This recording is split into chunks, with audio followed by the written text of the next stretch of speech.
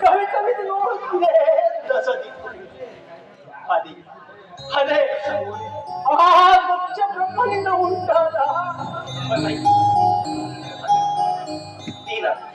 ನೀನಾನು ನನಗಾಗಿ ಬರುತ್ತಿರುವ ವೈಶಾಖ ಅಥವಾ ಅಥವಾ ಧೂಮದೇವಿ ನಾನೇ ನನ್ನ ಪತಿಯ ದಿನಚರಿಯ ಬೆಳಕಿನಲ್ಲಿ ಉದ್ಭವಿಸಿರುವ